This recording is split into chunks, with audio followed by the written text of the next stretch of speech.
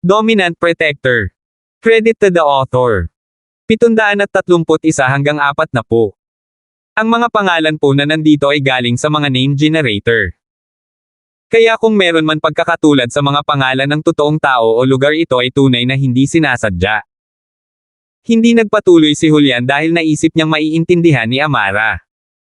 Marriage is one way out, but even if I marry you, there will be times that our families have conflicts on benefits. Hindi na kita matutulungan noon, sagot ni Amara, kaya bagamat magkapatid na tayo, hindi ko alam kung gagawin ng pamilya ko, pero siguradong susuportahan kita. Masaya akong marinig iyon, ngumiti si Julian. Marta Duran, nanay ni Josephine, para di malito puro Mrs. Duran lang kasi. Dumiretso si Terence sa silid ng pamilya ni Josephine. Maagang nagising si Marta dahil ang pagbili ng bahay ay isang malaking kaganapan para sa kanyang pamilya. Hindi siya nakatulog hanggang sa hating gabi. Matingkad na ngumiti si Marta habang pinagbuksan niya ng pinto si Terence. Terence, nandito ka. Nasaan si Josephine? Sumulyap si Terence sa loob at hindi siya nakita sa paligid. Nasa banyo, naghahanda. Maaga siyang nagising para bumili ng bahay ngayon, sagot niya. Kumain ka na ba? Kailan tayo aalis? Tanong ni Terence. Hindi pa, may kukunin tayo sa daan, sabi ni Marta. O tama, may gusto akong pag-usapan sa iyo. Ano ito? Umupo si Terence sa sopa at hinintay si Josephine na lumabas. Sa tingin mo ba dapat nating gamitin ang pera para makabili ng retail na bahay at magbukas ng maliit na negosyo kasama ang iyong Uncle Damon, o dapat ba natin itong itabi sa bangko para kumita ng interes? Pinag-isipan ito ng mabuti ni Marta, hindi ba tayo makakakuha ng $100,000 taon-taon sa halagang iyon? Ano ang magagawa natin sa napakaraming pera? Si Terence ay hindi maganda sa pamamahala ng pananalapi. Kung hindi niya iiwan ang kumpanya niya kay Fatty Boy. I'll ask my friend and see what he thinks. Pamilyar siya dito. Mabuti naman, tanungin natin siya. Tumango si Marta. Si Josephine ay natapos ng maghugas at lumabas na nakapijama. Hindi niya inaasahan na darating si Terence ng napakaaga at hindi niya narinig ang boses nito sa ibabaw ng tubig sa banyo. Napatalon siya nang makita si Terence. Manipis ang kanyang summer pajama, at wala siyang suot na bra. Nakadisplay ang 2 punto sa kanyang dibdib pati na rin ang hubog ng kanyang katawan. Nahiya si Josephine habang nakatitig sa kanya si Terence, ngunit natuwa din. Kung si Terence ay hindi interesado sa kanya, siya ay malungkot. Gayunpaman, awkward at nakakahiya para sa kanya. Hindi pa sila masyadong matalik sa isa't isa, at si Josephine ay mabilis na bumalik sa banyo na may dalang damit sa niyang mga kamay. Hindi alam ni Marta kung ano ang nangyari. Anong ginagawa niya? Hindi pinapansin si Terence. Sa tingin mo ba miss ka na ngayon? Galit na galit si Marta habang hinailan niya ang pinto at pinagalitan siya. Yun, anong ginagawa mo? Bakit hindi mo binabati si Terence? Ako. Nagbabago ako. Tumalon si Josephine. Naghubad na lang siya ng damit at nakahinga ng maluwag nang makita ang kanyang ina. So what? He's not an outsider, what's wrong with him saying it? What is going on your head? Lalong lumakas ang pagnanasa ni Marta na hawakan ng mahigpit ang manugang na ito sa kanilang mga kamay. Naging milyonaryo siya hindi nagtagal pagkatapos lumitaw si Terence. Hindi ba sila magiging bilyonaryo sa hinaharap? Natuwa si Marta sa pag-iisip na siya ay isang mayamang babae at kailangan niyang panatilihin ang kanyang anak kay Terence. Kung sila ay naghiwalay, ang magandang kinabukasan ay masisira. Sige. Tapos na ako. Nagpalit si Josephine ng isang ordinaryong kamiseta at ang pares ng shorts na binili niya kagabi. Tamang-tama ito sa kanya. Nakaramdam siya ng hiya nang lumabas siya ng banyo kasama ang kanyang ina nang hindi tumitingin kay Terence. Gayunpaman, nagningning ang mga mata ni Terence dahil wala si Josephine sa kanyang uniforme ngayon. Bagamat murang damit ang suot niya, maganda naman ito sa kanya. Tumawag si Terence kay Fatty Boy nang ipaalam niya kay Fatty Boy kagabi, maaga siyang nakahanda, naghihintay na dumating sina Terence at Josephine. Si Fatty Boy ay hindi nakatulog kagabi dahil nag-o-overtime siya para makapag-produce ng mas maraming antidote hanggat maaari at sa wakas, ito ay ginawa ng 2:00 ng madaling araw. Agad nila itong ibinigay sa ospital at sa mga estudyanteng nakoma. Puyat na ang lahat ng mga estudyante ngayon at bagamat mahina pa ay nakaligtas sila sa kritikal na panahon. Malaki ang epekto ng gamot. Hindi man sila tuluyang gumaling, isa na itong kahangahangang gamot sa mata ng mga ordinaryong tao, lalo na sa mga magulang. Luhaan nilang pinahahalagahan ang medikal na kumpanya ni Miracle Dr. Larkins at lahat ay pinuri ito ng walang pagpipigil ng kapanayaman ng mga mamamahayag. Halos walang pananagutan ng paaralan at Zhangpeng Group. Ang taong naglason sa mga estudyante ay tumalikod at nalantad din ang kanyang pakay. Natural, hindi na aatakehin ng mga magulang ang paaralan para sa mga kahihinatnan. Ngayong maayos na ang kanilang mga anak, hindi na nila masisisi ang paaralan. Kung tutuusin, magiging kaaway sila ng publiko kung tututukan nila ang maliliit na detalye sa harap ng mga walang pag-iimbot na aksyon mula sa kumpanyang medikal. Nilinaw ni Fatty Boy na nag-overtime siya sa paggawa at paghahatid ng gamot na ito dahil kaibigan niya si Pablo. Ano pa ang masasabi ng mga magulang? Natahimik din ang lahat ng mga magulang na gustong lumipat ng kanilang mga anak sa ibang paaralan. Wala itong kinalaman sa kanilang mga anak noong una. Bakit kailangan nilang lumipat? Malinaw na ngayon na ang paaralan ay hindi isang biochemical base. Ang kanilang mga anak ay hindi nagkasakit dahil kulang ito sa pamamahala ngunit dahil ito ay inatake sa ilalim ng mga plano ng isang tao. Ito ay hindi maiiwasan. Walang nakatitiyak na ang ibang mga paaralan ay maaaring magligtas mula rito. Dito natapos ang kaganapang ito at ang huling gagawin ay isang komperensya ng balita na ginanap ni Pablo. Matapos itong gawin ni Fatty Boy, tututukan niya ang pagtulong kay Terence na bumili ng bahay. Boss, nagawa ko na pong ayusin ang lahat dito. Don't worry, sarili nating mga tao sila lahat. Magbibigay kami ng discount. Tinapik-tapik ni Fatty Boy ang kanyang dibdib. Nagtrabaho siya sa pagpapaunlad ng real estate kasama si Terence dati at may iilan na nasa ilalim ng konstruksyon. Nagsimula ngayon ang advance sale ng isang property at si Fatty Boy ang dumalo dito. 732. Dito ba? Tanong ni Terence. Dapat dito mismo sa 528 Crimson Avenue. Ang real estate property ay tinatawag na Crimson Garden. Pagdating mo sa lugar, napakadali mong mahanap, patuloy ni Fatty Boy. Okay, you can run along. I will drop by a bit to see kung anong apartment ang gusto ko. Then I'll give you a call. Sabi ni Terence. Pagkatapos ibaba ang tawag, kinausap ni Terence si Marta at sinabing, Tita, maaari na tayong maghanap ng apartment na gusto mo. Tungkol sa presyo, mayroon akong magpapababa nito sa mas makatwirang presyo. May discount pa ba? That would be amazing. Gusto ni Marta ang salitang discount, kaya sa sandaling banggitin ni Terence ang pariralang iyon, bigla siyang naging napakasaya. Narinig niya na ang mga ari-arian ng real estate ay kasalukuyang gumagawa ng promosyon, kaya walang anumang pagtatawad sa presyo. Natural, malugod na tatanggapin ni Marta ang anumang diskwento. Sinong hindi? Lalo siyang nag-init kay Terence. Kung susundin siya ng kanyang anak, hindi na niya kailangang mag-alala tungkol sa kanyang kapakanan. Nakaupo ang tatlo sa van ni Terence, dumiretso sa Crimson Avenue. Kahit na hindi gaanong kahanga-hanga ang van ni Terence, hindi ito pinansin ni Marta. Ang pagmamayari ng van ay sapat na disente. Madaling bilangin kung ilang tao sa isang kamay ang nakatira sa grass alleys na talagang nagmamayari ng mga sasakyan. Josephine, humingi ka ba ng sick leave of absence? Nakasanayan na ni Terence ang paglaktaw sa paaralan ngayon. Gayunpaman, ito ay ibang kwento kay Josephine dahil siya ay isang mahusay na estudyante. Bihira siyang mag-cut ng klase. Ang insidente kahapon sa lason ay humantong sa pagkakansela ng mga klase ngayon. Ayon sa balita, ang tagapangulo ng Pablo Industries ay nag-host ng isang komperensya upang matugunan ang issue. Narinig kong maraming mga mag-aaral at mga magulang ang pupunta.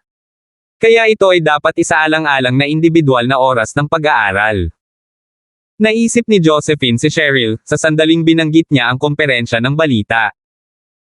Ang kanyang kamakailang pakikipagtagpo kay Cheryl ay nagbago ng kanyang impresyon kay Cheryl. Hindi niya naramdaman ang masamang aura na ibinibigay ng mayayamang young masters na nanggagaling sa kanya. May kaunting ego lang siya. Kung hindi, medyo madaling pakisamahan si Cheryl. Matatagpuan ang Crimson Garden sa isang napakagandang lugar. Ang Crimson Avenue ay isa sa 3 roundabout na ginawa kamakailan. Kaya sa unang araw na inilabas sa publiko ang Crimson Garden, maraming potensyal na mamimili ang nagmamadaling tingnan ang lugar ng awtorisadong nagbebenta. Napuno ang parking area ng mga nakaparadang sasakyan. Madaling nakita ni Terence ang isang parking spot. Habang papasok na sana siya sa space, may mabilis na busina na bumusina sa likuran niya, na sinundan ng bulgar na pagmumura ng isa pang lalaki, saan nanggaling itong sirang J8 van na ito. Nakita ko muna itong parking spot. Paano mo ako naagawan ng parking spot ko? This motherfucker. Get your ass out here. Kumunat ang noo ni Terence. Bumaba siya ng sasakyan. Nakita niya ang isang kalbong lalaki na inilabas ang kanyang ulo mula sa kanyang BMW, na patuloy sa kanyang pagmumura. Kung makapagsalita ka ng mas magalang, hindi ka malalagay sa gulo, tumingin si Terence sa direksyon ng naghahaman. The fuck? Nagmaneho ka ng sirang van, at hindi mo alam ang sitwasyon dito. Hindi inakala ng kalbong lalaki na magsasalita si Terence sa kanya sa ganoong pananakot na paraan. Dahil sa galit at sama ng loob, sumagot siya pabalik, sa tingin mo ba hindi kita sasagasaan? Matapos lumabas ang mga salita sa kanyang bibig, inilagay ng kalbong lalaki ang kanyang sasakyan sa drive mode at nag-charge. Noong una, tatakutin lang niya si Terence. Ang kalbo na lalaki ay hindi maglalakas loob na pumatay ng isang tao sa napakaraming bystanders na nanunood. Hindi siya makakatakas. Natatakot siyang makulong. Kahit na siya ay mayaman, ang ganitong uri ng mga kaguluhan ang pinakamahirap ayusin. Napangiti si Terence. Sa isang BMW na umaandar patungo sa kanya, sa halip na tumakbo, inilabas niya ang kanyang paa at inilagay ito sa hood ng kotse. Sapat na iyon para ihinto ang sasakyan. Laking gulat ng lalaking kalbo. Paano mapapahinto ng isang tao ang isang sasakyan gamit lamang ang kanyang paa? Sino ang taong ito? Sanay na siya sa pananakot sa kanyang paraan, ngunit kapag nakatagpo siya ng mga masasamang tao, maaari lamang siyang magkunwaring kamangmangan. Kung hindi man lang niya ginawa iyon, tiyak na matatalo siya. Kahit na ang kalbo na lalaki ay galit na galit sa loob, wala siyang magawa para saktan si Terence. Bumaba siya sa kanyang sasakyan at mabilis na tinaasa ang pinsala. Ang hood ng kotse ay nagkaroon ng malaking dent mula sa kung saan ang paa ay bago. Mas lalo siyang natakot kaysa sa pagbaba niya ng sasakyan, ngunit para mapanatili ang kanyang harapan, ayaw niyang ipahalata kung gaano siya kaina.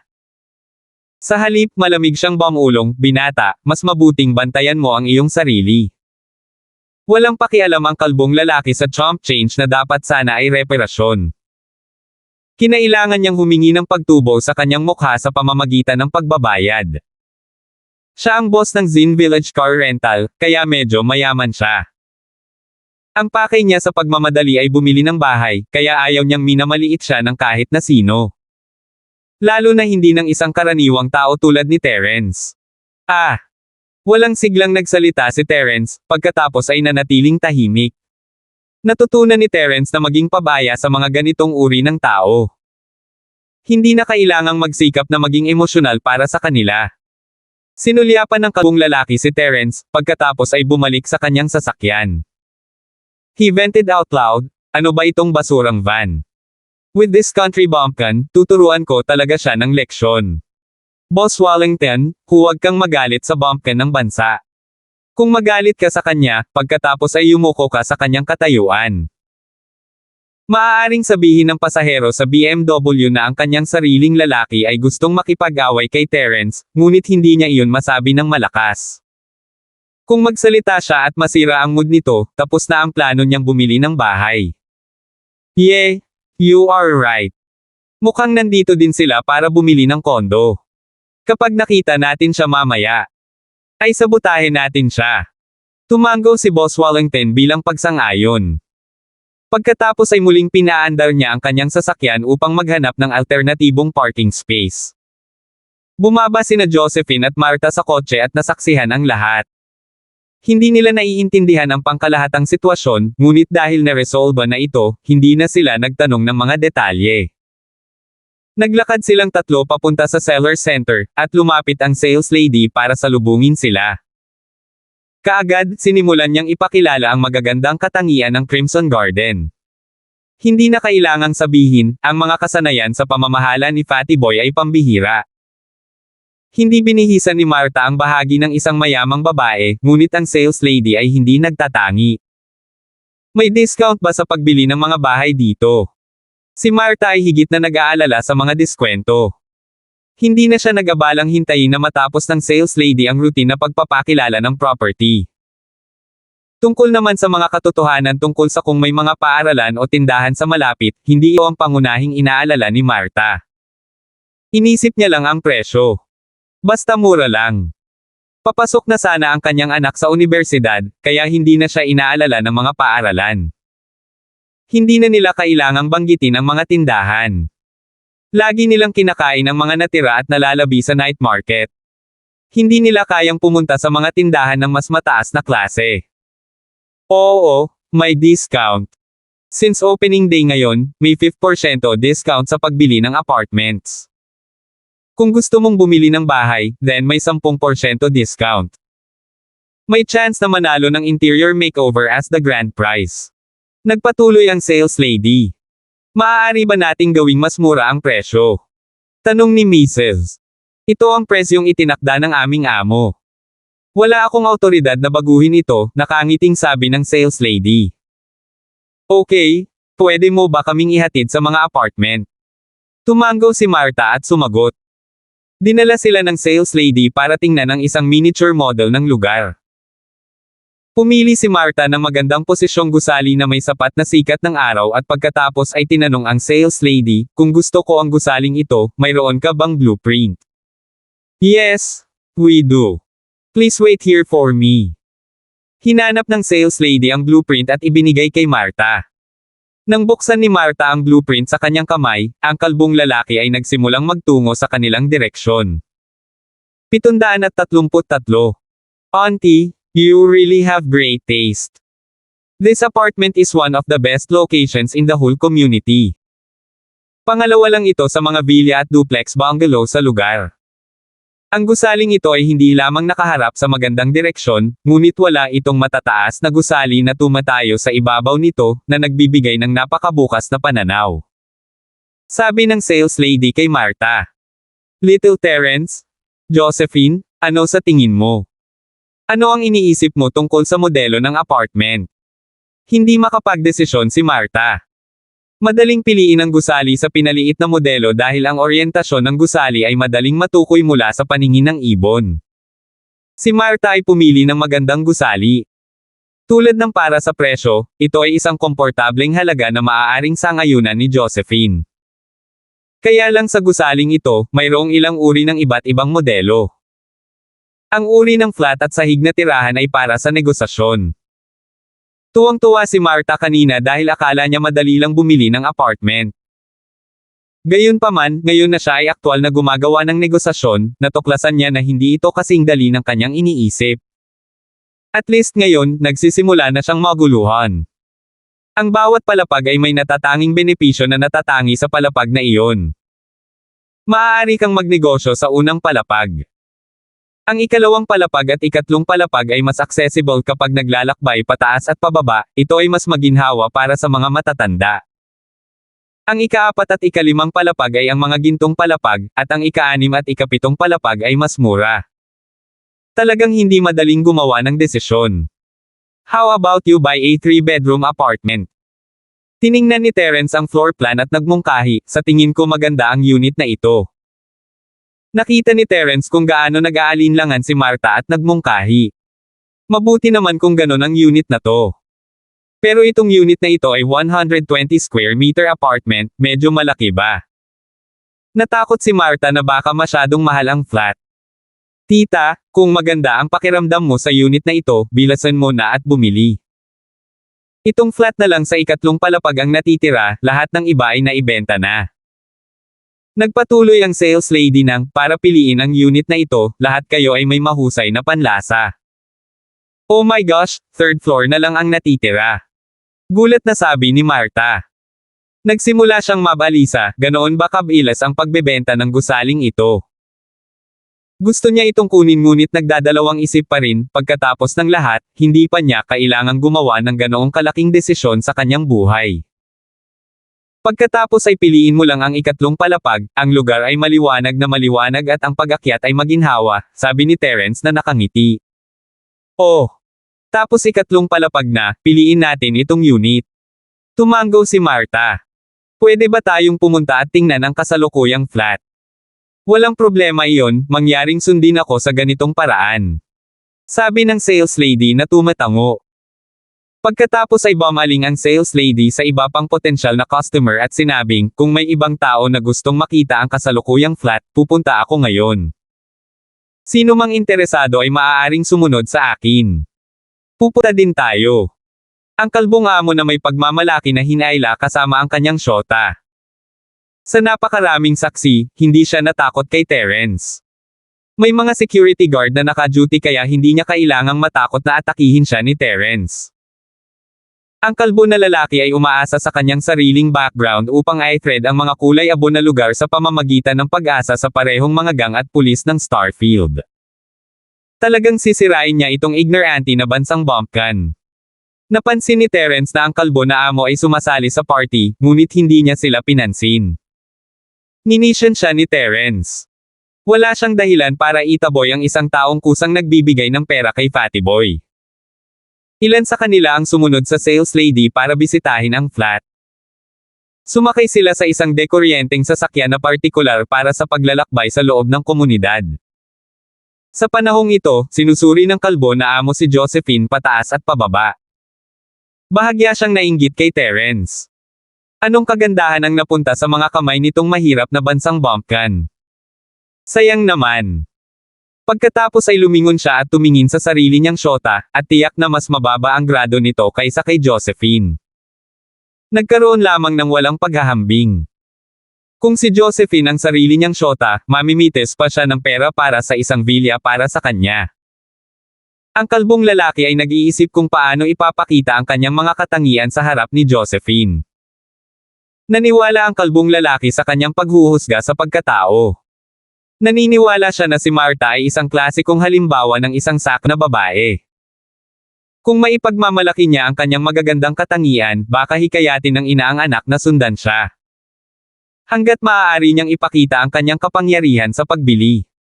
Pagkatapos ay mawawala ng babae ang bastard na si Terence. Habang iniisip ito, ang kalbong lalaki ay nagsasaya sa loob. Hindi tapat niyang iginagalaw ang kanyang mga kamay sa katawan ng kanyang syota. Malandi din ang syota niya. Marahan siyang umuungol sa dekuryenteng sasakyan. Dahil dito, namula ang sales lady at si Josephine dahil sa kahihiyan. Anong uri ng mga tao ang walang hiyang ito? Kung gusto mong patuloy na hawakan ang isa't isa, pagkatapos ay umuwi at gawin ito. Bakit dito at ngayon? Hinawakan din ni Terence ang kamay ni Josephine sa parehong paraan at ngumiti sa kanya. Mabilis na sumulyap si Josephine kay Terence, nahihiya pa rin siya. Bulong niya, hindi mo ako kayang tretuhin ng ganyan. Ibang-iba ka sa kanya. Ang babaeng iyon ng kalbong lalaki ay nandun lang para libangan. Laruan siya, paliwanag ni Terence. Kung ganoon, hindi mo lang ako niloloko diba? Lalong nababalisa si Josephine. Alam na niya ang sagot, ngunit may kompetisyon pa rin siya tulad ng kanyang Miss, Yasi, Francine, at maging si Amara. Iyon ang dahilan kung bakit lagi siyang hindi sigurado sa sarili. Inaasar lang kita, tumawa si Terence. Ayoko niyan, ito ay medyo vulgar, mapaglarong nakanguso si Josephine. Ang kalbo na amo ay nanood habang sina Terence at Josephine ay gumagawa ng kanilang lovey-dovey play fight, at nagseselos ito sa kanya. Itong bakla. Dapat niyang mahawakan ang magandang babae na ito. Ang utak ni Martha ay napuno ng mga tanawin ng mga apartment sa paligid niya. Ang tunog ng mga maalay na ingay ay pumasok sa isang tainga at lumabas sa kabila. Ni hindi niya napansin ang sarili niyang anak na kasama ni Terence na nakikipaglaban. Iniisip lang niya ang kapaligiran sa paligid niya. Paano ito magiging napakapayapa at maganda sa maliit na komunidad na ito? Pinagmasdan ni Martha ang kapaligirang disenyo ng gusali na incorporate sa kalikasan. Nagulat siya. Kung ikukumpara sa Shantytown, ang lugar na ito ay 1,000 beses na mas mahusay. Mayroong kahit isang maliit na parke, na may malapit na pavilion at isang lawa. Ang bawat gusali ay maganda. Nais niyang mabuhay sa maliit na komunidad na ito.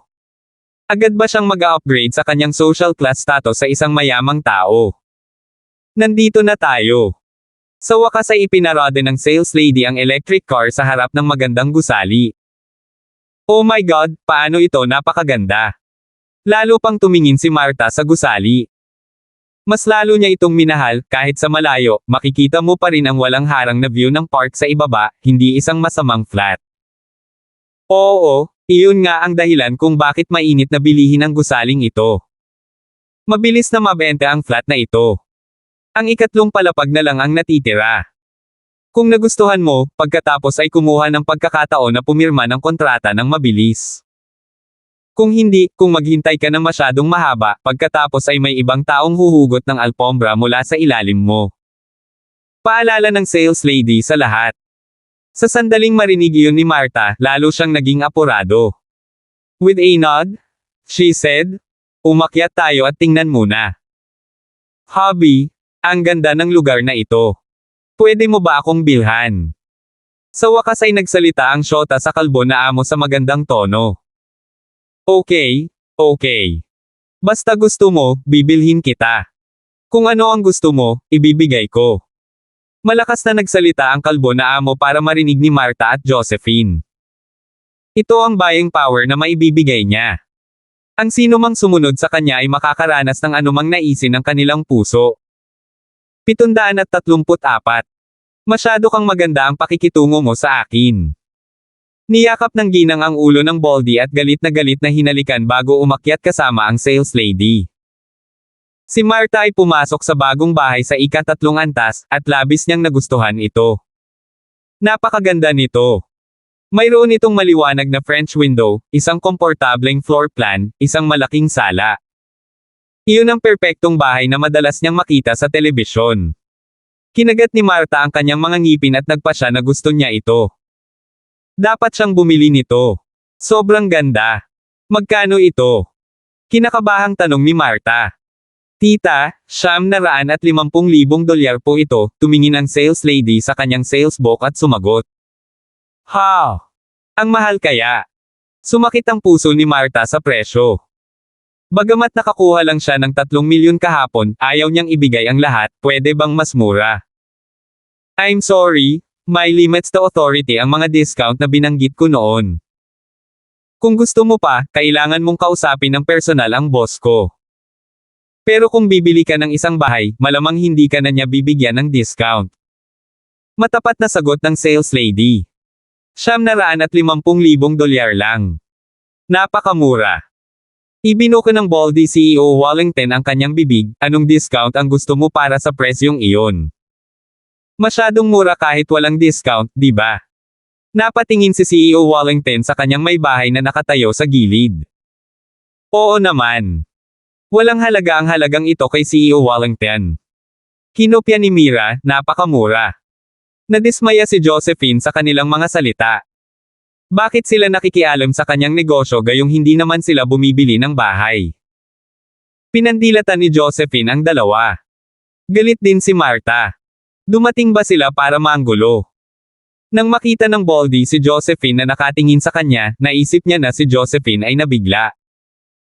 Labis siyang natuwa at nawala sa sarili ang labis na kasiyahan. Mira, ano sa palagay mo ito? Kung gusto mo, kukunin ko ito para sa iyo. I love it. Kunin natin ito. Ang may bahay na nagngangalang Ollie ay nakatutuwang sumagot. Tahimik na tumawa si Terence. Nagpunta ba dito ang dalawang ito para umarte? Magpatuloy, tingnan natin kung hanggang kailan mo ito mapapatuloy. Ma'am, we want this house. Give us the contract. Sabi ni Baldy. Sir, gusto po muna ni tita ang bahay na to. Can you consider it again after she made her choice? Naipit sa pagitan nila ang sales lady. She had her eyes on it first. So what? Hindi pa naman siya nakakabili, di ba? Kung hindi pa, hindi kanya. Ngumuso ang Baldy, marunong ka bang gumawa ng mga bagay-bagay dito? Kung sino ang magbabayad, siya ang unang makakakuha ng ari-arian. Hindi pa nga sila nakakapirma ng kontrata. Bilisan mo at ibigay mo sa amin ang kontrata. Bumili tayo. Ngayon pa lang. Natarante si Mrs. Damon. Gustong-gusto niya ito at paano niya hahayaan na makuha muna ito ng iba. Hindi. Siguradong hindi mangyayari yon. Sabi namin bibili muna tayo, huli ka na. Umiwas ng tingin si Mira kay Martha, tingnan mo ang kawawang mukha mo. Hindi mo ito kakayanin. I-save mo ang pera mo para makabili ng bahay sa kanayunan. Hindi namin kayang bayaran. Nagkatinginan muna kami, may karapatan kaming bumili muna. Galit na galit si Josephine sa kanyang mga pangit na salita at nakipagtalo. Oh well, walang saysay na makipagtalo sa iyo, gusto ng Baldy na gawing prominent ang kanyang dominanteng presensya at bumaling sa sales lady, ano ba namang $750,000, ayoko ng discount. Bilisan mo at ibigay mo sa akin ang kontrata. Pero, sa isip ng sales lady, kung ayaw ni CEO Wallington ng anumang diskwento, tiyak na pupurihin siya ng kanyang amo at bibigyan siya ng bonus, ngunit hindi ito patas kay Martha at sa kanyang pamilya. Hindi ba't may kasabihan na mananalo ang taong may mataas na presyo? Mas malaki ang binabayaran namin kaysa sa kaya nilang bayaran, bakit ka nag-aalangan? Tinapos si Ollie ang pakikipag-usap sa sales lady bago hinamon si Martha, ayoko na ng discount. Kung ayaw mo, makukuha mo rin. Pero ayaw mo ba ng discount? Ay! Namula ang mukha ni Martha. Paano siya hindi makatwiran? Ngunit sa katunayan, gusto niya ang diskwento na iyon. Kami. Ayaw na. Bagamat masakit din ang puso ni Josephine, bahagyang pinisil ni Terence ang kanyang mga kamay mula sa likuran at agad na naunawaan ang ibig niyang sabihin. Oh! Nagulat si Baldy CEO Wallington sa pagiging mapagpasyahan ni Josephine. Gayunpaman, walang paraan na maibigay niya ang bahay na nasa kanyang mga kamay. Una, ayaw niyang mawala ang kanyang mukha sa harap ng kanyang may bahay, at pangalawa, gusto niyang ipakita ang kanyang pangangibabaw sa harap ni Josephine at ng kanyang ina. Kung tumakas siya na may mga buntot sa pagitan ng kanyang mga binti, paano niya maipapakita ang pangangibabaw? Nipatikip siya sa kanyang mga ngipin habang iniisip ito, bibigyan kita ng $1,000,000. Ibigay mo sa akin ang kontrata. Nagulat ang sales lady. Nakakita lang siya ng mga milyonaryo na nakikipagkompetensya sa isa't isa para sa mga mansyon, ngunit wala pa siyang narinig na sinumang nakikipagkompetensya para sa mga ordinaryong ari-arian. Nagdagdag pa siya ng $50,000, hindi ka panipaniwala. 1 million? Ano ba ang binabangko mo? Hindi mo ba gusto ang bonus mo? Hindi ka ba tatanggalin ng amo mo kung hindi mo kinuha ang offer? Tinakat ni Ollie ang sales lady. Ang sales lady ay tumingin kay Martha na may pag-aalinlangan. Magbabayad din tayo ng $1,000,000. Naglakas loob si Josephine at nagtaas ng presyo. Lihim na sinenyasan ni Terence na gawin iyon, at tinawag niya ang presyo kahit na ayaw niyang gawin iyon. Kumunat ang noo ni CEO Wallington. Hindi niya akalain na sinunod ni Josephine ang kanyang presyo. Ganun ba kalaki ang pera nila? Nagmaneho sila ng sirang van na nagkakahalaga ng wala pang $20,000 at nang ahas siyang magdagdag ng $50,000 sa ibabaw niya. Nais ba niyang makipagkompetensya laban sa kanya? Hindi siya makaback out ngayon. Paanong hindi niya babayaran ang presyong tinawag ni Josephine? Siya ang CEO ng Zinkyun Taxi Company, ang pinakamalaking kumpanya ng taxi sa lungsod ng Starfield na binabantayan siya ni Coldy Bro. Kung sumuko siya ngayon at umalis, hindi lang ang kanyang dignidad ang nawala sa kanya, kundi pati na rin ang dignidad ni Coldy Bro. Bagamat pakiramdam niya ay hindi katumbas ng halaga ang $1,000,000, wala siyang paraan para umatras. Pinalakas niya ito at muling itinaas ang presyo, $1,100,000. Wala akong oras na mag-aksaya sa kanila. Bilisan mo at ibigay mo sa akin ang kontrata. Nagulat ang sales lady sa hindi makatwirang presyo, $1,100,000. $735. Gumagastos ng $1,100,000 sa $150,000 na ari-arian. Talaga. Maaari kang gumastos ng parehong halaga para makabili ng bahay na may mas magandang floor plan at mas malaki ang sukat sa gusali sa harap lang nito, halos pareho ang lokasyon at ilaw. Magbabayad din tayo ng $1,100,000. Sagot ni Josephine. Nang muling pisilin ni Terence ang kanyang mga kamay, itinaas niya ang presyo, magbabayad kami ng $1,150,000. Ha! Hindi makapaniwalang tumingin ang Baldy kay Josephine. Naglakas loob ba siyang itaas ito muli? Nagpapanggap ba siya na mayaman? Nang makita na si Terence ay gumawa ng ilang maliliit na paggalaw sa likod niya, napagtanto niya na si Terence ang gustong sumalungat sa kanya. Sige na. Naisip niya na $1,150,000 ang limitasyon ni Terence. Kung hindi, bakit hindi siya tumawag ng $1,200,000? Malamang wala siyang masyadong pera. Ang Baldy clenched his teeth and said, $1,200,000. Bilisan mo. Ibigay mo sa akin ang kontrata. Bagamat naisip niya na ang pagbabayad ng napakalaki para sa isang ari-arian na nagkakahalaga lamang ng $750,000 ay masyadong maluho, nakakuha siya ng respeto sa harap ng mga taong ito. Naging maganda ang pakiramdam niya. Ito ang kanyang unang hakbang patungo sa tagumpay. Ang susunod na hakbang ay ipahiya si Terence, pagkatapos ay maaari niyang kausapin si Martha tungkol sa pagkuha kay Josephine bilang kanyang sugar baby. Oh, makukuha mo na, titingnan natin ang iba, tinanggap ni Josephine ang lihim na kilos ni Terence at umiling, hindi ganoon kaganda ang lugar na ito. Hindi sulit ang paggastos dito ng $1,200,000. Not worth it. I think you are too poor to afford it. Ngumisi si Mira. Tuwang-tuwa siya ngayon dahil binili siya ni CEO Wallington ng isang set ng mamahaling ari-arian. Nakahinga ng maluwag ang sales lady nang makitang sumusuko na ang pamilya ni Josephine dito. Kung may gustong bumili ng bahay sa mas mataas na presyo, bakit hindi? Sir, pumipirma na ba tayo ng kontrata? Tanong niya. Oo naman. Sa wakas nanalo ako sa kanila.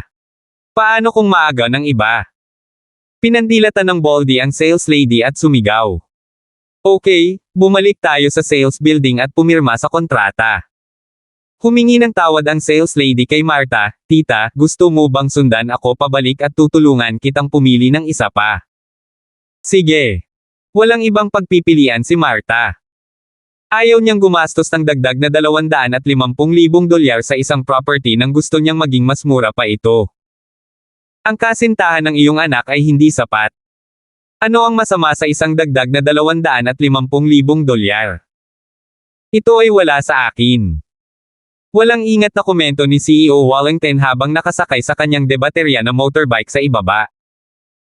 Pinandilatan siya ni Martha nang walang sagot. Kung ang aking manugang ay isang tulala tulad mo, na gumagastos ng dagdag na $250,000 sa isang bahay, iyon ay isang malaking no-no. Kung gusto ako ng manugang ko na bilhan ako ng bahay, syempre, the cheaper the better. Nakita niyang hindi sumagot si Martha at nagkibit-balikat siya habang niyayakap ang kanyang amo. Anong hindi ka nais-nais na tao? Nagreklamo si Josephine kay Terence sa mahinang boses. Haha, ang daming bahay sa paligid. Hindi tayo dapat matakot humanap ng iba. $250,000 lang yan, kaya ko naman kahit extra million pa. Pero matatanggap kaya ni tita? Tumawa si Terence. Of course not. You should find her a cheap one. Kapag nalaman niyang sobrang mahal, magkakasakit siya sa galit. Napabuntong hininga si Josephine dahil kilalang-kilala niya ang kanyang ina. Bumalik silang anim sa sales building at binigay ng sales lady kay Baldy ang kanyang kontrata. Ang lahat ng mga kontrata ay handa na, kailangan lang niyang i-print ito mula sa computer at tatakan ito. Kinuha ng Baldy ang panulat at akmang isusulat ang kanyang sariling pangalan, hindi natuwa ang kanyang may bahay, hindi mo ba sinabi na ito ang magiging pangalan ko? Bakit mo isinusulat ang iyong sarili? Oh! Sa katunayan, nalipat na niya ang kanyang atensyon kay Josephine. Si Josephine ay mas mahusay kaysa sa Mira sa lahat ng aspeto at kaya ayaw niyang mag-invest ng sobra sa Ollie. Sinubukan niyang laruin siya, ngunit hindi inaasahang matalino si Mira, itinuro ito sa sandaling sinubukan niya. Nakalimutan ko. Tumawa siya. Magpapakita lang sana siya kina Josephine at Martha, paano siya magiging mahina ngayon. Kung naisip ni Martha na siya ay napakakuripot para bumili ng bahay para sa kanyang babae, paano siya tutulungan nitong hikayatin si Josephine? Sa wakas ay ngumiti si Mira habang isinulat ang kanyang pangalan at masayang hinalikan siya. Sir, you can pay the payment now. Mas gusto mo cash or card? Natuwa ang sales lady na magbenta ng isang set ng ari-arian. Siguradong pupurihin siya ng kanyang amo sa pagbebenta nito sa dagdag na $250,000. Obvious card. Sinong nag-abala para kunin siya ng $1,000,000 halaga ng pera? Mga tanga lang na hindi pa nakakakita ng pera. Malungkot na tinitigan ng Baldy ang sales lady at iniwagayway ang isang card sa mesa. What the fuck? Sinong tinatawag mong tanga? Biglang sumulpot ang isang built na lalaki na may hawak na malaking plastic bag at hinawakan sa leeg si CEO Wallington, gusto mo bang mamatay? Ha? Kuya, pasensya na, hindi kita kinakausap. Napatalon si CEO Wallington. Ang malaking lalaking ito ay mas nakakatakot kaysa kay Terence. Bagamat kayang ihinto ni Terence ang isang kotse sa pamamagitan ng isang sipa, hindi siya ganoon kalaki. Sa simpleng isip ni CEO Wallington, ginawa nitong hindi gaanong banta si Terence. Gayunpaman, napatalon si CEO Wallington nang makita ang lalaking ito na ang katawan ay natatakpan. Kung dumating man ang mga security guard para dito, siya ang hindi makatwiran habang sinusumpa muna niya ang lalaki. Kaya naman agad siyang humingi ng tawad. Humph! I don't have time to waste with a Baldy. I can kill you with this bag of money. Parang nagmamadali ang lalaki at umalis. Nakahinga ng maluwag si CEO Wallington. Dinala ng sales lady ang POS machine at ini-swipe ang card. Ipinasa niya ang resibo kay CEO Wallington at sinabing, Sir, may pagkakataon kang gumuhit ng presyo. Ang espesyal na presyo ay nagbibigay sa iyo ng libre at katangi tanging mga kasangkapan, gayon din ng mga electric appliances. Ang unang premyo ay isang set ng mga electric appliances, ang pangalawang premyo ay isang set ng mga gamit sa kusina, ang pangatlong premyo ay isang central water purifier. Mayroon ding ilang maliliit na premyo tulad ng isang kaldero, at iba pa. Mayroon kang 100% pagkakataong makakuha ng premyo basta't subukan mo. 736. Hindi gaanong magagastos ang mga iyon. Mira, makipaglaro ka kung gusto mo. Walang ingat na sagot ni Baldy CEO Wallington. Kung tutusin, gusto niyang makibahagi dito, pero magiging sobrang gaaman ba siya sa pera kung may pakialam siya? Kung gagawin niya, maaaring masira ang kanyang reputasyon. Siyempre, maswerte akong tao. Sabik si Mira. Sir, dahil nagbayad ka ng malaking halaga para sa ari-arian, dapat ko bang ipaalam sa manager at bigyan ka ng 2 pagkakataon na gumuhit ng presyo? Tanong ng sales lady. Ito ay wala, ngunit Mira, ano sa palagay mo? Nagsimulang tumakbo ang isip ni CEO Wallington. Gumastos siya ng dagdag na $250,000 para sa wala noon, at kung bubunot siya ng espesyal o unang presyo, hindi ba niya ito kikitain pabalik? Gayunpaman, hindi niya nais na ipakita ang kanyang emosyon ng direkta at tinanong si Mira. Isn't that a bit too much to draw twice? Napatalon si Mira sa madilim na ekspresyon ni CEO Wallington sa sandaling ibukan niya ang kanyang bibig para magsalita. Galit na galit si CEO Wallington. Siya ba ay isang fucking idiot? Bakit hindi mo kunin ang libreng pagkakataon? May pera ka na ngayon, di ba? Wala Josephine, I apply ko sayo. Hindi napansin ng sales lady ang ekspresyon ni CEO Wallington at ngumiti. Sa pagkakataong ito, sa wakas ay nasiyahan si CEO Wallington sa sales lady. Sa wakas nakagawa siya ng magandang bagay. Sinamahan ng sales manager si Fatty Boy dahil hindi niya akalain na pupunta dito ng personal ang boss ng kumpanya ngayon. Nang makatanggap siya ng tawag mula sa sales lady, nagsumbong siya kay Fatty Boy, CEO Lay, mauna na ako. May kailangan akong i-handle. Sabay na tayo, malaya si Fatty Boy at nang sabihin ni Terence na maglilibot muna siya, hindi siya sinundan ni Fatty Boy. Nahulaan niya na ayaw ni Terence na ibigay ng libre ang ari-arian ng pamilya ni Josephine kaya hindi siya kumilos ng labis tungkol dito. Natagpuan ni na Manager Wang at Fatty Boy ang sales lady at natarante si Fatty Boy nang makita niya sa gilid sina Terence, Josephine at Mrs. nang makipag-eye contact si Terence sa kanya, agad niyang naunawaan na ayaw ni Terence na maging halata siya. Si Terence ay naging maalalahanin para kay Josephine. Si Josephine ay isang malakas ang pag-iisip na babae at hindi niya gustong bigyan siya ng libreng bahay ng walang partikular na dahilan. Kung si Fatty Boy ay nagbenta sa kanya ng isang bahay na may mga diskwento, hindi siya makakapagkomento sa anumang bagay. Mr. Linford, Miss Damon, Auntie Damon. Masiglang bati ni Fatty Boy sa kanila. Hindi alam ng sales lady kung sino si Fatty Boy at hindi na rin siya nagulat sa hitsura nito. Bumaling siya kay Manager Wang, si Manager Wang, Mr. Wallington at ang tiyahin na ito ay parehong nakatutok sa isang ari-arian. Nagkaroon sila ng kompetisyon sa presyo at nanalo si Mr. Wallington na may dagdag na $250,000. Pinirmahan na niya ang kontrata at binayaran na ito.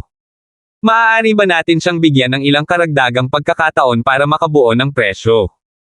Nagulat si Manager Wang. Gumasto si Mr. Wallington ng dagdag na $250,000 sa isang bahay. Akala niya biro lang hanggang sa mabasa niya ang kontratang ipinasa sa kanya ng sales lady. Gayunpaman, naguguluhan si Manager Wang sa relasyon ni na CEO Lei, Terence, at ng tita. Kung pumayag ba siya, masasaktan ba niya si CEO Lei? Habang nagmumuni-muni, inilipat niya ang kanyang tingin kay Celestino. Hindi ka nangangahulugang kikita ka kahit na mayroon kang ilang dagdag na pagkakataon. Kinagat ni Marta ang kanyang mga labi at tumugon ng may paghamak. Narinig ni Manager Wang ang mga salita ni Marta at tumango siya na tila hindi niya iniisip, oo, maaari kang magkaroon ng 3 pagkakataon. Sir, maaari kang gumuhit ng premyo ngayon. Mira, umalis ka na. Si Baldy CEO Wallington ay walang ingat na ikinaway ang kanyang mga kamay. Hindi pa nakilala ni Marta si Celestino noon at hindi niya alam kung ano ang kanyang ginawa. Ngunit nang makitang magalang itong kumilos sa kanya, tumango siya sa kanyang ulo sa pagkataranta, hello. Ikaw ay. Tita, kaibigan po ako ni Mr. Linford. He asked me to seek a special price property for you. Sagot ni Celestino. Bagamat naantig si Josephine, nakaramdam siya ng hindi komportable dahil akala niya ay parehong nagsisinungaling sina Terence at Fatty Boy sa kanyang ina. Ngunit sa sandaling naisip niya ang pagkatao ng kanyang ina, agad niyang napagtanto ang mga pagsisikap sa likod nito.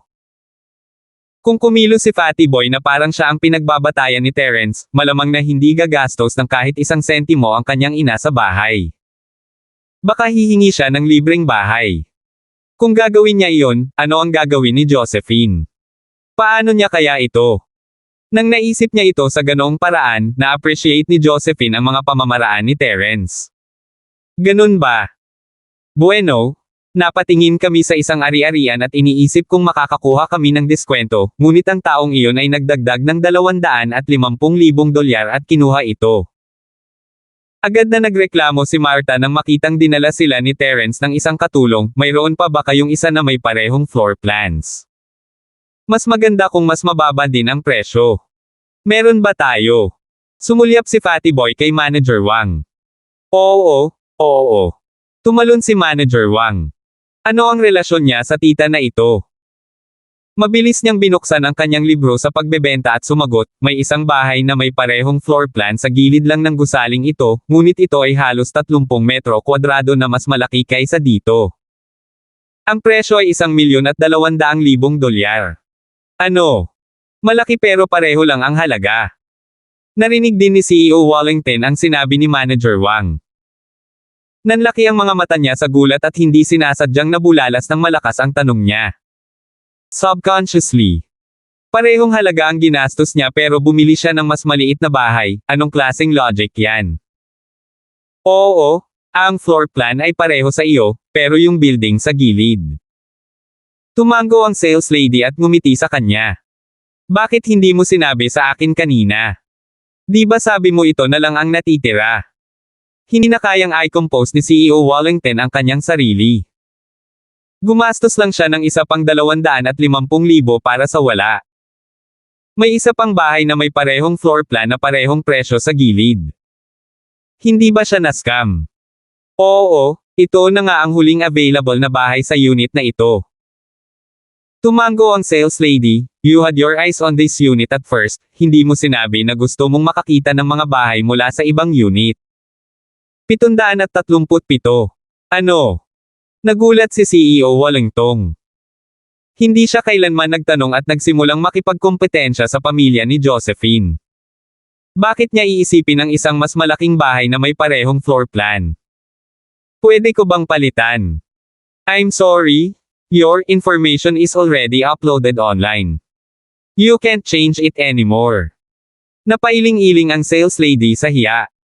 Oh well, I don't need the money. I like this building. Nipatikip ng ngipin si CEO Wallington at inaliw ang sarili. Eksakto. Magkapareho ang halaga ng pera natin para sa mas malaking bahay. Natuwa si Martha at tinanong si Fatty Boy, pwede ba tayong makakuha ng discount para dito? Oo, syempre. Saglit na nag-isip si Fatty Boy, dahil ang huling property ay naibenta sa dagdag na $250,000 dahil nakikipagkompetensya ka para sa iyo, bibigyan kita ng $250,000 na diskwento para sa iyo. Kaya ito ay magiging $750,000 at makukuha mo ang lahat ng bapang mga diskwento na ipinangako. Ano sa palagay mo? Manager Wang, tama ba iyon? Paano tatanggi si Manager Wang sa CEO? Ang negosyo ay kay Fatty Boy, at siya ay nagtrabaho para sa kanya. Mabilis siyang sumagot, oo. Kung sinabi ni CEO Lay na okay lang, Nagulat si Manager Wang. Ano ang relasyon ng mga taong ito kay Celestino? Agad siyang nagbawas ng $250,000 para sa kanila. Hindi ito nangyari dati. Malungkot na si CEO Wallington mula sa pagbili ng mas maliit na bahay sa dagdag na $250,000. Maaari siyang bumili ng mas malaking bahay. Ngunit kailangan niyang maging mahinahon upang maipakita ang kanyang kayamanan. Gayunpaman, nang gamitin ni CEO Lay ang kanyang sariling pera para ibigay ang ina ni Josephine, inilibot niya ang kanyang mga mata at halos mawala ng malay. Siya ay isang kabiguan. Para siyang tulala sa harap nila. Hindi lang niya tinulungan ang pamilya ni Josephine, ngunit gumastos siya ng dagdag na $250,000 para sa wala. Hindi lang sila bumili ng bahay na nagustuhan niya, pero binili nila ito sa halagang $250,000 na mas mura. Nang makaramdam siya ng sama ng loob, bumalik si Mira na may dalang rice cooker, microwave, at kettle sa kanyang kamay at nagpakitang gilas, "Darling, look what I got. We saved the money for appliances at home." Anong maganda sa basurahan na ito? Napakaliit ng iniisip mo. Nawala lang si CEO Wallington ng $250,000 at labis siyang nalungkot. Nang makita niyang bumalik si Mira na may dalang ilang piraso ng basura na labis na nasisiyahan sa kanyang sarili. He roared, "You can show off if it's special or first price, but why are you showing off such rubbish? Bilisan mo na. Gusto mo bang mawala ng dignidad?" Hindi na siya maaaring manatili dito. Ito ay lubhang hindi kasiya siya. Hindi pa siya gaanong nawala sa kanyang buhay. Napatulala si Mira sa kanyang galit habang kinakaladkad siya palabas ng sales building. Kinagat ni Martha ang kanyang mga labi at napangisi nang makita silang umalis, ano ba? Masaya ka ngayon, hindi ba? Nakaramdam ng sama ng loob si Martha matapos mawala ang pag-aari na gusto niya. Nagustuhan niya ito ngunit naagaw ito sa iba. Ngunit ngayon ay masayang-masaya siya na kaya niyang tumalon. Gaya ng inaasahan kay Terence, agad silang nakakuha ng $250,000. Matatawa siyang gising mula sa kanyang panaginip ngayong gabi. Sa ilalim ng kasama ni Fatty Boy at Manager Wang, nagpunta muli si Martha para inspeksyonin ang bahay. Sa pagkakataong ito, mas masaya siya kaysa dati. Ang bahay ay mas malaki kaysa dati dahil mayroon itong 4 na silid sa halip na 3. Ang iba pang mga tampok ay halos pareho ngunit mayroong isang karagdagang silid ng imbakan. Ang presyo ay katulad ng dati, at tiyak na sulit ito. Lovely, lovely. Kukunin natin ito. Nagpasya kaagad si Martha, Mr. Lay, napakaswerte ng aming Terence na naging kaibigan kita. No, not at all. Pinunasan ni Fatty Boy ang pawis niya at napaisip, buti na lang nasundan ko ang isang magaling na amo. Kung hindi, paano ako magkakaroon ng napakaraming awtoridad ngayon? Maging si Tommy Lane ay kailangang maging magalang sa akin. Sa hinaharap, ang Housley ay magiging isang maimpluwensyang pamilya, ang pinakamalaki din. Hindi man lang siya magsasawang ikumpara ang 5 malalaking bahay at 4 na maliliit na bahay. Si Fatty Boy ay tumingin pa sa hinaharap at naisip na si Terence ay aakyat sa langit balang araw. Kung susundin niya ang mga hakbang ni Terence, kayamanan at ranggo ang kanyang hawak. Sa ilalim ng personal na pangangasiwa ni Manager Wang, mabilis nilang nilagdaan ang kontrata at nagkaroon din ng pagkakataon si Martha na gumuhit ng premyo. Tita, i-guide ko po kayo dyan. Sino si Manager Wang? Siya ay napaka-experience sa lipunan, o hindi siya makakaupo sa kanyang kasalukuyang posisyon. Napagtanto niya na si CEO Lay ay hindi lang kaibigan ni Mr. Linford, ngunit sinusubukan niyang pasayahin si Mr. Linford. Isang diskwento na $250,000. Iyan ay hindi na isang diskwento, ngunit isang pagkawala para sa kanyang sarili. Gayunpaman, hindi nagbago ang mga ekspresyon ni Manager Wang, at nagplano siyang magbigay ng mas maraming benepisyo kay Martha. Alam ni Martha na siya ay malas at hindi niya akalain na makakakuha siya ng anumang premyo. Gayunpaman, ang kaganapan ay mukhang may pag-asa dahil ito ay may 100% na rate ng tagumpay. Na ang Mira ay nakakuha ng 3 kagamitan sa bahay, paano siya magiging mas masahol pa kaysa doon? Kung makakakuha siya ng microwave o pampainit ng tubig, makakatipid siya ng malaking pera. Hindi napigilan ni Martha na magtanong, Manager Wang, ang taong iyon ay maaaring magkaroon ng 3 pagkakataon, maaari ba akong magkaroon ng 3 pagkakataon?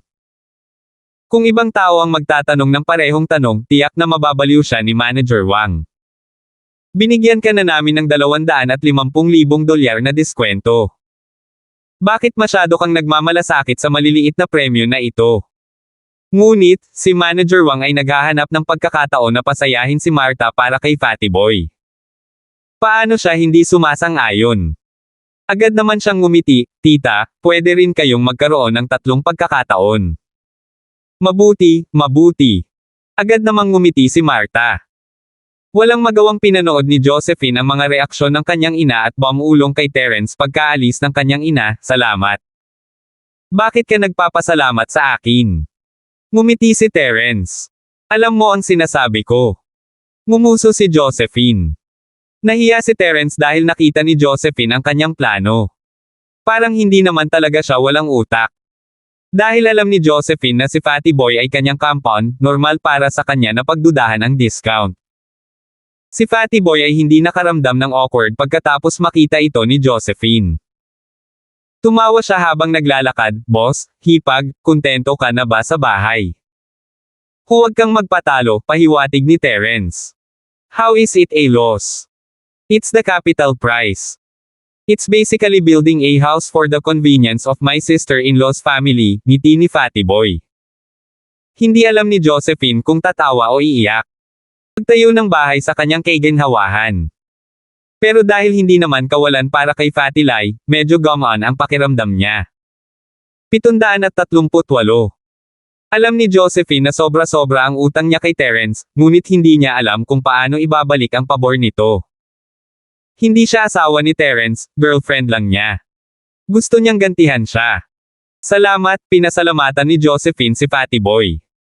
No need. It's within my capability.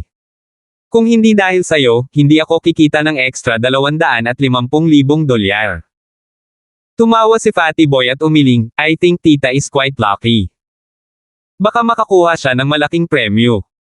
Habang nag-uusap sila, dumating si Martha sa mesa ng premyo. Iginuhit niya ang unang card at ito ay isang electric water heater. Si Martha ay labis na natuwa. Ang isang pampainit ng tubig ay nagkakahalaga ng 1,000 o 2 at ito ay mahusay na nakuha niya ito ng libre. Congratulations kay Martha, ito ay pampainit ng tubig. Ibinalik ng MC ang card sa kahon at binati ng malakas si Martha habang binibigyan siya ng tiket para sa premyo. Ang mga card ay muling ginamit. Sa madaling salita, lahat ay maaaring gumuhit ng isang espesyal o unang lugar na premyo. Gayunpaman, mayroong maraming mga card na may pampainit ng tubig bilang isang premyo. Tanging ang espesyal at unang premyo lamang ang bawat isa ay may isang card. Gayunpaman, ang mga taong ito ay naging mas masigasig tungkol dito dahil ang lahat ay nagkaroon ng pagkakataong makuha ang una at espesyal na premyo. Walang limitasyon sa kabuoang halaga ng mga nanalo na nakakuha ng mga nangungunang premyo, kaya maraming mga customer ang naghihintay sa paligid upang subukan ang kanilang kapalaran.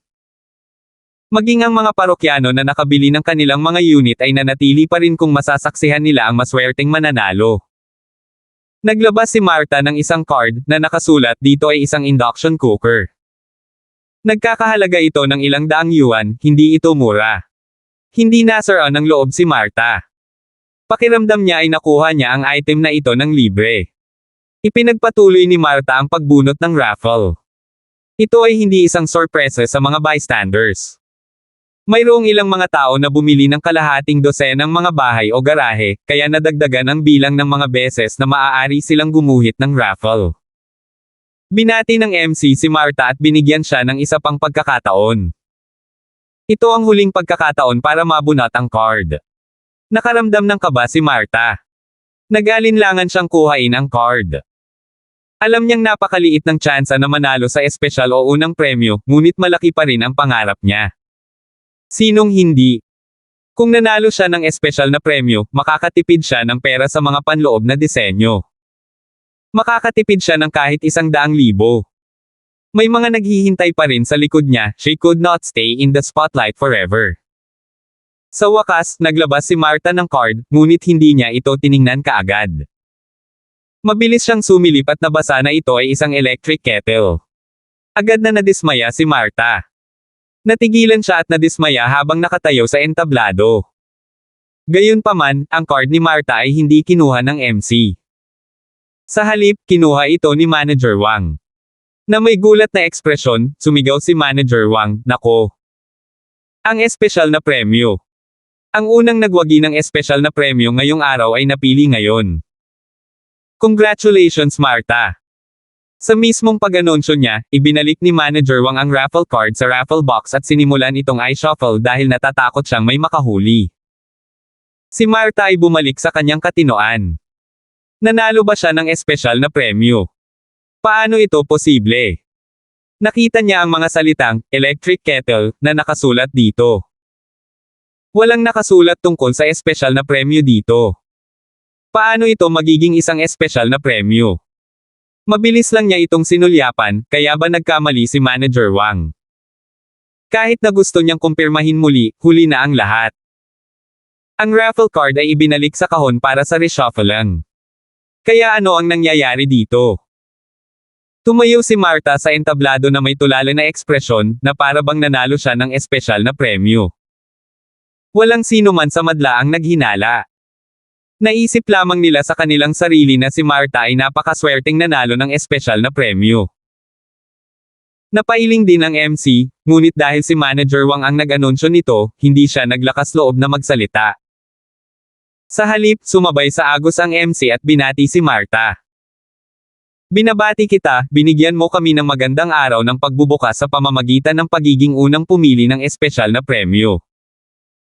Mayroon kaming mga nanalo sa una at pangalawang lugar, ngunit walang mga nanalo ng espesyal na premyo hanggang sa dumating ka." Hindi alam ni Marta kung ano ang gagawin. Ayaw niyang magsalita dahil nakaipon lang siya ng malaking pera. Kahit may hinala siya, sinabayan niya ito at tumango, "Oo nga. Hindi ko akalain na mananalo din ako sa top prize. I was just so lucky. Haha, Marta, ito ang iyong voucher. Itago ito sa isang ligtas na lugar. Maaari mong dalhin ito sa management para i-claim. Kailangan mong ilagay ang iyong input sa aming interior decoration team para makapagsimula sila dito." Paliwanag ng MC. Okay, parang maganda sa akin. Masayang tinanggap ni Marta ang voucher. Sinamahan ni Manager Wang si Marta para kunin ang kanyang premyo. Walang sino man ang maghahinala na ang una at pangalawang premyo ay inihayag din ni Manager Wang. Ang una at ikalawang premyo ay mga tunay na nanalo na pumili ng kanilang card. Ngunit, peke ang malaking espesyal na premyo na ito. Dahil walang limitasyon sa halaga ng nagwagi ng espesyal na premyo, walang sino man ang maghahinala na dadayain ng ahente ng pagbebenta ang kanilang sariling sistema. Kahit fake, baliwala sa audience. Nagkaroon pa rin sila ng pagkakataon na pumili ng espesyal na premyo. Nasa audience din si Josephine. Natigilan siya. Paano nanalo ang kanyang ina ng espesyal na premyo? Nangyayari ba talaga ito o isa lang itong fluke? May hinala si Josephine. Maaaring hindi maintindihan ng ibang tao ang kanyang ina, ngunit nakikita niya mismo sa pamagitan niya. Ang kanyang ina ay walang ekspresyong makikita ng mga nanalo. Sa halip, siya ay may hitsura ng pagkabigo. Sa mata ng ibang tao, kadalasang nabigla ang mga nanalo hanggang sa puntong tulala sila. Naalala ni Josephine ang mukha ng kanyang ina nang makakuha siya ng $3 milyong. Ang kanyang mukha ay ganap na naiiba kapag ang sitwasyon ay pareho-parehong beses na siya ay nanalo ng isang bagay ng libre. Ito ay kung paano nalaman ni Josephine na ang kanyang ina ay hindi nanalo ng malaking premyo. Pagkatapos ang espesyal na premyo na ito ay nagpasulyap kay Josephine kay Fatty Boy.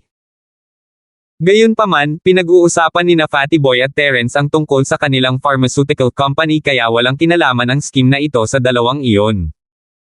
Bumantong hininga si Josephine. Talagang gumagawa siya ng gulo para kay Terence sa paikot-ikot na paraan para matulungan ang sarili niyang pamilya. Wala siyang silbi kumpara kina Cheryl at Yasi. Hindi nila kailangang ipag-alala si Terence tungkol sa mga walang kwentang bagay na ito. Sa hitsura nito, mas mabuting magkapareha sina Terence at Cheryl. Ang kanyang hitsura ay isang pagkakamali lamang. Ngayon na ang pagkakamaling ito ay umusbong na sa yugtong ito, hindi na mailabas ni Josephine ang kanyang sarili. Masyado na siyang malalim. Ayaw niyang iwan si Terence, ngunit ano pa ang magagawa niya?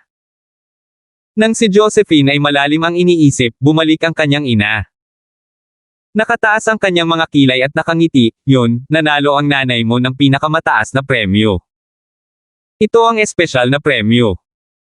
Tumingin si Fatty Boy kay Manager Wang na may pagsang-ayon na tango. Mukhang may magandang potensyal itong si Manager Wang. Ang pagtanggap ng tango ng pagsang-ayon ay nagdulot ng ngiti sa kanyang mukha.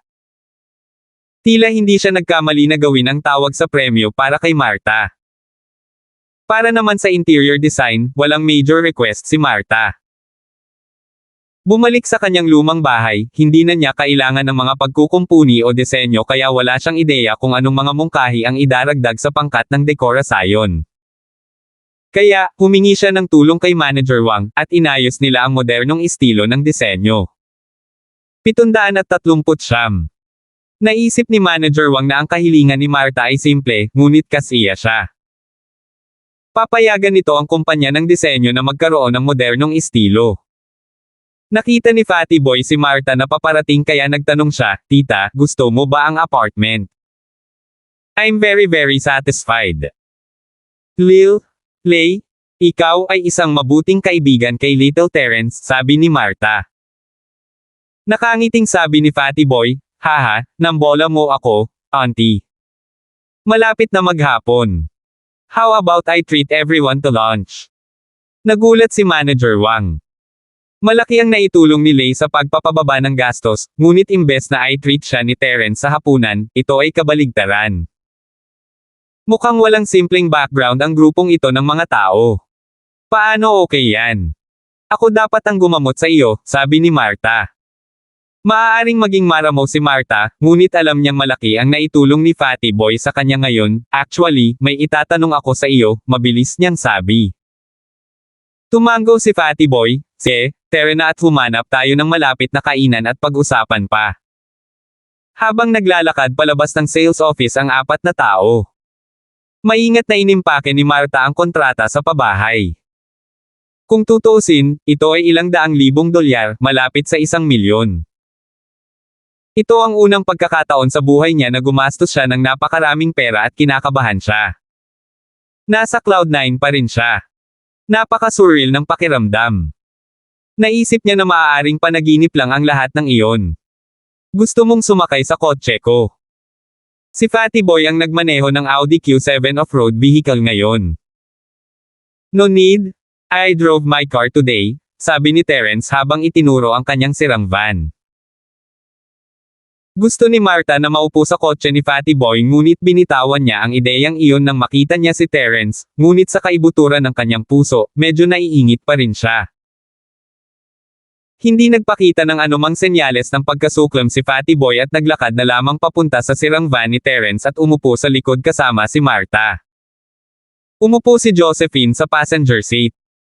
Nagsimulang magmaneho si Terence at nagtanong, ano ang kukunin natin? Ano naman dito? Sabi ni Fatty Boy. Nakahanap siya ng isang restaurant na hindi masyadong masama ang hitsura. Sa oras na ito ay hindi praktikal na maghanap ng isang lugar na masyadong malayo.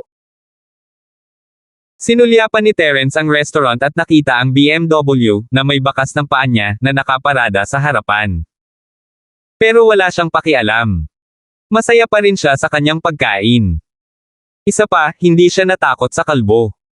Sabay na pumasok si Fatty Boy at Terence sa restaurant at hindi pinansin ni Fatty Boy si Bald Wallington at ang kanyang syota. Kung tutuusin, mga hamak na tao lang ang dalawang iyon. Hindi na kailangang bigyang pansin sila. Walang napansin si Martha dahil nalulula siya sa tuwa. Gayunpaman, napansin ni Josephine si Bald Wallington at ang kanyang syota na nakaupo sa kaliwang bahagi ng dining hall. Terence, siya ba yung taong Wallington na nakaupo doon at kumakain ng hapunan? Kaka-rating lang namin dito. Magiging issue ba iyon? Sabi ni Josephine na nag-aalangan. Kung tutuusin, nakuha na natin sa kanya ang 250,000.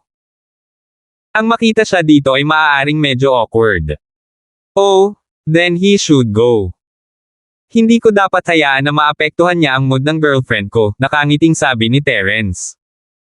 Yuck! Kailan ka pa naging malupit? Nahihiyang sabi ni Josephine. Huwag na natin siyang pakialaman, sabi ni Terence, umiling-iling. Inutusan ni Fatty Boy ang waiter na kumuha ng hiwalay na kwarto. Sa totoo lang, hindi na kailangan ng 4 na tao na mag-book ng isang buong kwarto, ngunit naisip ni Fatty Boy na kailangan itong pamamaraan kung siya ay nagpapagamot sa kanyang mga bisita. Pagkapasok sa silid, nagsimulang umorder si Fatty Boy ng ilang signature dish bago ipasa ang menu kina Ginang. Tang at Josephine, Tita, Big Sis in L. Miss Damon, tingnan mo at tingnan kung mayroon kang gustong kainin. Si Fatty Boy ay hindi sinasadyang nagkamali, ngunit mabilis niyang napagtanto ito at nahuli ang kanyang sarili. Tila walang narinig si Martha, kaya nakahinga siya ng maluwag. Dapat sapat ang mga ulam na ito. 4 lang tayong tao, makakain pa kaya tayo ng ganoon karami, sabi ni Martha. Nakita niyang nag-order siya ng lahat ng signature dish at naisip niyang sapat na iyon. Oo. Itong mga pagkaing ito ay sapat na para sa 4 na tao, sabi ng waiter habang tumatango. Bagamat umaasa ang mga restaurant na makakapagbenta sila ng higit pa, hindi nila maaaring hayaan ang mga bisita na mag-order ng higit sa kung ano ang maaari nilang kainin. Pagdating sa turn ni Josephine na mag-order, nag-order lang siya ng ilang inumin at hindi na nag-order ng anumang karagdagang pagkain. Nang walang ibang ma-order para sa mga entree, umorder si Fatty Boy ng mga dessert bago kumaway sa waiter. Nakaupo sa hindi kalayuan si Bald Wallington, at nakita niya si Terence kasama ang kanyang entourage.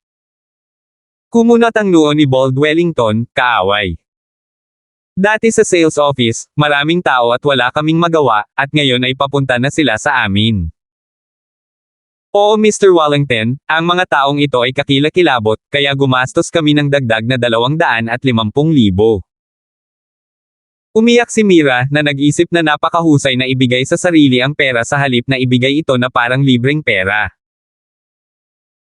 Hindi niya kailanman naisip ang ganoong paraan noong nakaraan dahil ito ay pera ni Bald Wallington, ngunit ngayon na ang bahay ay sa kanya, pakiramdam niya ang lahat ng perang ginastos ay pag-aari niya. Kung hindi ako makakahanap ng isang tao na manggugulo sa kanila ng kaunti, hindi ko ito pakakawalan, sabi ni Bald Wallington. Ang plano niya ay humanap ng taong bubugbugin si Terence, pagkatapos ay pilitin siyang iwanan si Josephine, at may kumpiyansa siyang muling lumitaw sa buhay nito. Ito ay mag-iiwan sa kanya at sa kanyang pamilya ng magandang impresyon. Tapos, makakatabi ko ang isang magandang babae nang wala sa oras. Uye, Mr. Wallington, wala ka bang suporta kay Coldy? Bakit hindi tanungin si Coldy? Iminungkahi ni Mira. Naisip ko iyon, tumango si Bold Wallington. Ang kanyang kumpanya ng pag-arkila ng kotse ay kaanib sa kumpanya ni Coldy at binigyan niya ang Coldy ng malaking komisyon bawat buwan. Kung hindi, paano niya nagawa ang gusto niya sa Starfield? Paano siya nasa tuktok ng negosyo ng pag-arkila ng kotse? Dahil suportado ni Coldy si Bold Wallington, natakot ang lahat ng iba pang kumpanya ng pag-arkila ng kotse na labanan siya. Pagkatapos ng lahat, sino ang nangahas na pukawin si Coldy? Diniel ni Bold Wallington ang numero ni Coldy. Katatapos lang ni Coldy na samahan ang kanyang nakababatang kapatid sa kanyang silver needle removal surgery. Ang operasyong ito ay talagang nagpapagod kay Darren.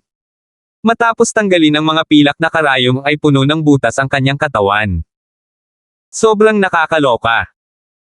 Para sa kapakanan ng mabuhay, kailangan itong gawin, kung hindi, ang purong chi mula kay Terence ay sasabog, at walang anumang paraan upang mabuhay. Kuya, paano ako mabubuhay ng ganito? May nahukay pang ang hukay sa titi ko. I am so miserable. Kapag nawala ang anesthesia ni Darren, darating ang sakit, at hilingin niyang patay na siya. It's fine. Stop whining. Sinong nagsabi sa iyong puntahan mo si Terence? Sabi ni Coldy habang nakatitig sa kapatid. Kahit si Master Bing ay hindi alam kung paano haharapin si Terence. Anong magagawa mo? Ngunit hindi ako kontento. Gusto kong maghiganti. Gusto kong punatin ang bangkay ni Terence sa libu-libong piraso. Angal ni Darren. Maghintay hanggang ipaghiganti ka ni Master Bing, pagkatapos ay hindi mo na kailangang isipin pa. Paano hindi masusuklian ni Coldy si Terence? Kinasusuklaman niya si Terence, ngunit ano ang silbi nito?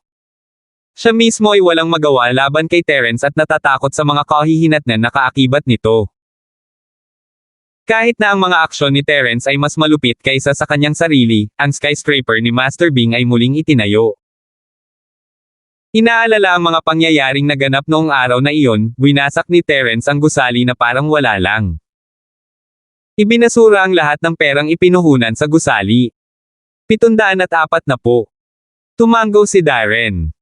Hihintayin na lang niya si Master Bing na maghiganti para sa kanya. Masyadong malupit si Terence. Kahit ang kanyang pinsan ay hindi sapat para kay Terence. Inalo ni Coldy si Darren at nakatanggap ng tawag mula sa Sir Wallington pagkalabas niya ng silid. Hello. Old Wallington, anong problema? Tanong ni Coldy. Coldy bro, nabuli ako. May nagpadent sa kotse ko at pagkasabi ko ng pangalan mo. Hindi man lang niya pinansin at sinabing, sino sa tingin niya. Nagsimula siyang gumawa ng mga kwento dahil gusto niyang ipaghiganti siya ni Coldy. Sino to? Sinong nangahas na suwayan ako sa lungsod na ito? Galit na si Coldy at umungal nang marinig ang mga salita ni CEO Wallington, sino ito? Hindi ko alam. Bumibili ako ng property ngayon at nakilala ko sila sa sales center. Sa tingin ko may mga koneksyon sila sa mga tao doon, at binigyan nila sila ng malaking bentahe. Bumili ng bahay. Sige, may dadalhin ako ngayon. Tumango si Coldy. Ang mga pumunta at bumili ng bahay mismo ay hindi dapat maging kahit sinong malaki sa lungsod. Siya ay hindi masaya, at ito ay mahusay na siya ay makahanap ng isang tao upang ilabas ang kanyang galit sa. Natuwa si CEO Wallington. Sa wakas ay nadama niya na ang lahat ng mga bayarin sa proteksyon na ibinigay niya kay Coldy ay hindi walang kabuluhan dahil pumayag si Coldy na tulungan siya kapag siya ay nasa problema. Sa katunayan, ang CEO Wallington ay medyo mahalaga sa Coldy. Bagamat si CEO Wallington ay palaging gumagawa ng mga bagay gamit ang kanyang pangalan, ang CEO Wallington ay nagdadala din ng malaking halaga sa kanya taon-taon.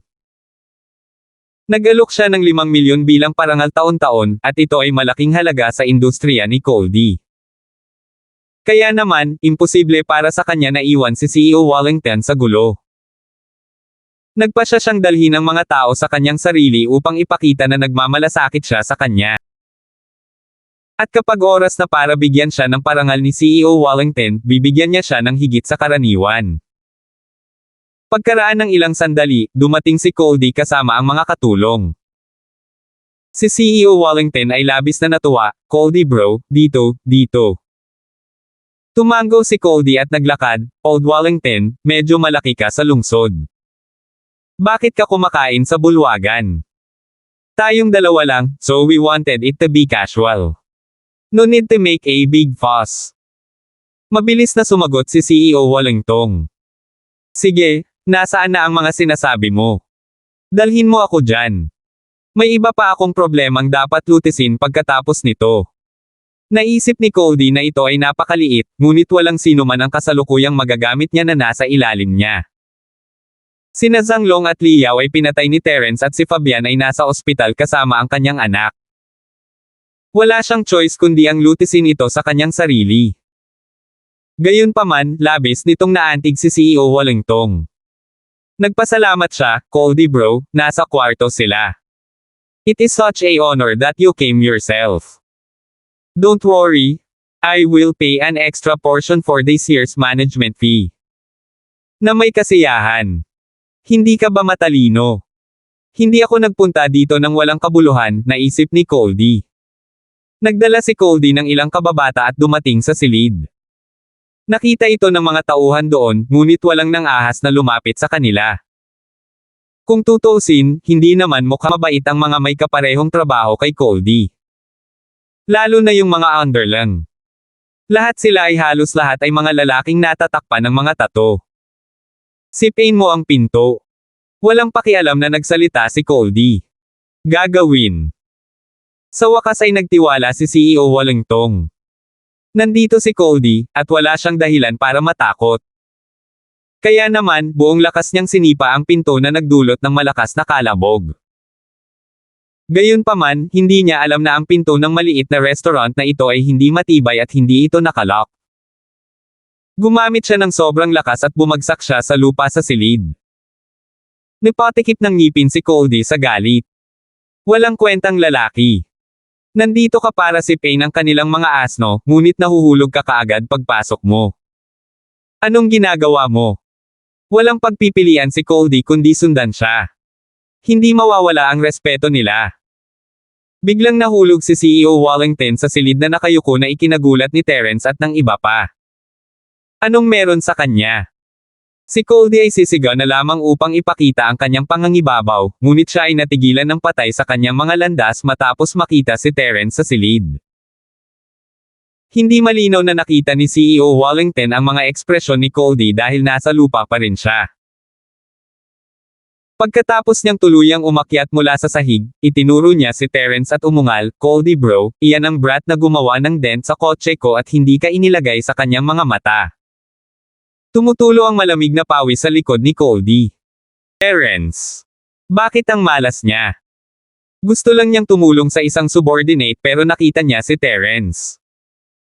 Siyempre, hindi siya inilagay ni Terence sa kanyang mga mata. Hindi man lang nakita ni Terence si Master Bing bilang isang kalaban. Ano kayang gagawin ko sa kanya? Si Coldy ay awkward na nakatayo roon na hindi alam kung ano ang sasabihin. Gusto niyang ilayo si CEO Wallington sa pagsasabing maling kwarto ang pinasukan nila, ngunit inilantad na niya ang kanilang intensyon, kaya hindi niya magawang gamitin ang dahilan. "Terence." Awkward na bati ni Coldy kay Terence. "Ah, Coldy pala bro.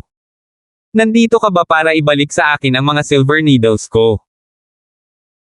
Sinulyapan ni Terence si Coldy at walang pakialam na sumagot, "Sa tingin ko ay nabunot na ng iyong pinsan ang lahat ng pilak na karayom. Bilisan mo at ibalik mo, mahal ang mga gamit." Ang mga ekspresyon ni Coldy ay nagbago ng husto. "Gusto mo bang ibalik ang mga karayom? Hindi ka ba lumalampas sa dagat? Magkano ang halaga ng isang kahon ng pilak na karayom?" Gayunpaman, hindi siya nang ahas na ilabas ang kanyang galit dahil alam na alam niya ang mga kakayahan ni Terrencean. Si Terrence ay isang marahas na baliw na hindi natatakot sa sinuman. Tinalo niya si Master Bing, at syempre, maaari rin siyang bugbugin ni Terrence. Pilit nang umiti si Coldy, isang kahon lamang ng mga pilak na karayom. Bakit mo ito masyadong pinapahalagahan? Oh, so you like it. Gusto mo bigyan pa kita ng konti. Inilabas ni Terrence ang isang kahon ng mga karayom mula sa kanyang mga bulsa habang nagsasalita siya. Nakita ito ni Coldy, at agad na pumuti ang kanyang mukha. Oh my, ano ba ang pinagbabantaan niya? Gusto rin ba siyang atakihin ni Terrence? Hindi niya ito kinaya at mabilis na tumanggi, no, I don't like it. I'll go grab them for you and send it back to you now.